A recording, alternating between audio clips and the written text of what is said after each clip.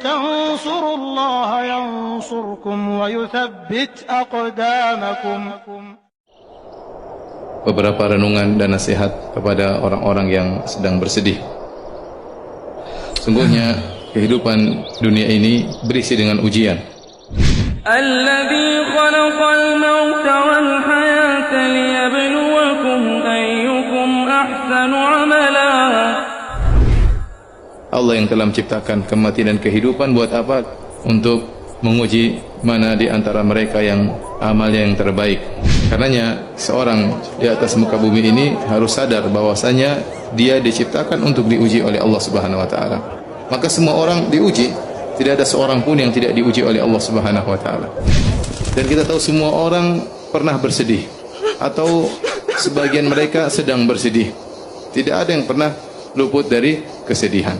Dengan ujian yang bermacam-macam. Ada orang diuji berkaitan dengan hartanya, diberi ekonomi yang sulit, penuh dengan hutang, dililit hutang. Ada orang diuji dengan badannya cacat atau sakit-sakitan atau tubuh yang tidak sempurna. Demikianlah namanya ujian beraneka ragam menimpa satu dengan yang lainnya. Memang berbeda-beda, ada yang ujiannya sedikit dan ada ujiannya banyak, tetapi semua orang diuji oleh Allah Subhanahu wa taala. Dan siapapun orangnya, mau kaya atau miskin pasti diuji ya. Sebagaimana sering saya sampaikan, bukan hanya orang miskin yang diuji, orang kaya, para pejabat, para penguasa, mereka juga diuji, mereka juga bersedih. Betapa sering kita melihat foto seorang pejabat yang mungkin tersenyum dalam foto tersebut. Namun kita lihat senyumannya penuh dengan keterpaksaan. Di balik senyuman tersebut dia menyimpan banyak penderitaan. Oleh karenanya, siapapun orangnya di dunia ini pasti diuji, pasti diuji.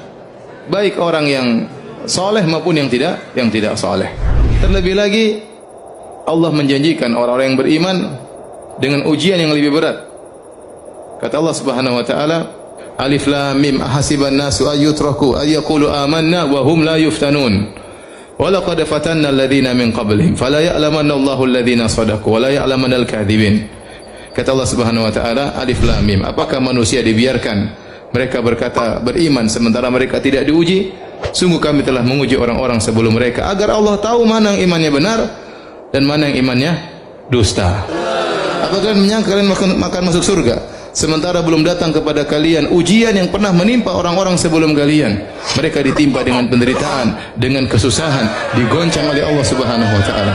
Jadi orang yang beriman justru dijanjikan ujian oleh Allah Subhanahu wa taala. Maka Imam Ahmad ditanya, kapan seorang beristirahat? Kata Imam Ahmad rahimahullah, sampai dia menginjakkan kakinya di surga baru dia apa? Istirahat. Oleh karenanya kita harus sadar bahwasanya dunia ini isinya adalah ujian. تنصروا الله ينصركم ويثبت أقدامكم.